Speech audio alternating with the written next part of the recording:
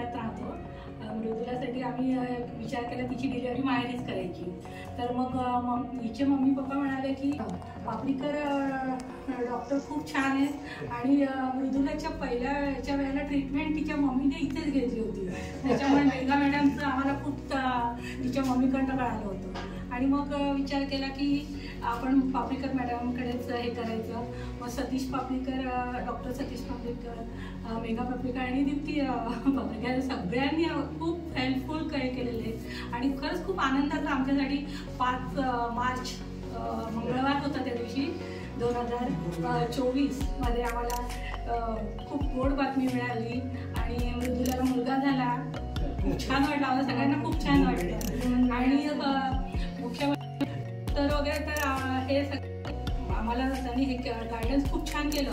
पण इकडचा सगळा स्टाफ खूप चांगला आहे. मेहंदी सिस्टर इकडचं पूर्ण म्हणजे अगदी पूर्ण झाडून वगैरे क्लीन वगैरे, रूम पण स्वच्छ आहेत आणि सगळे रात्री म्हणजे असं नाही की रात्री सुद्धा लक्ष देतात, येतात करतात आणि इथे अवलोक तज्ञ डॉक्टर पाठक त्यांनी पण खूप छान बाळाचं वजन हे बाळाची कशी काळजी घ्यायची त्याच्याविषयी मार्गदर्शन केलं आम्हाला आणि त्याच्यामुळे इथे येऊन खूप आनंदी झालो आणि सरांनी आणि मॅडमने आम्हाला खूपच छान. बाळाच्या गळ्यात 2 नाण्याचे वेळे असून नॉर्मल हे त्यांचं कौशल्य.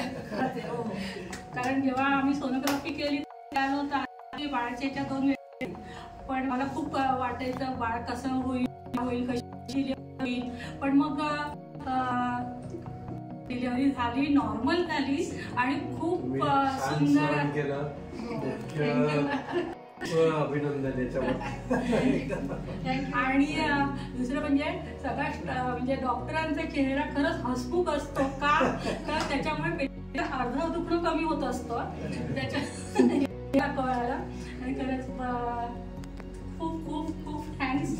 तेवढे शब्द कमी किती सांगितलं तुमच्या ह्याच्यामध्ये. आणि सगळ्यांनी नाशिकमध्ये पापरीकर डॉक्टर पापरीकरांचा दवाखाना आहे, खूप छान आहे, खूप स्टाफ चांगला आहे, रूम चांगले आहेत आणि सगळं छान आहे. तर तुम्ही नक्की तुमच्या कधी जर कोणाला प्रेग्नन्सी कुठलंही तुम्हाला लेडीज विषयी काही प्रॉब्लेम असेल काही असेल तर डॉक्टर मॅडम सगळे तुम्हाला मदत करतील. सगळी इथे सोनोग्राफीची सोय आहे, परत लॅब आहे,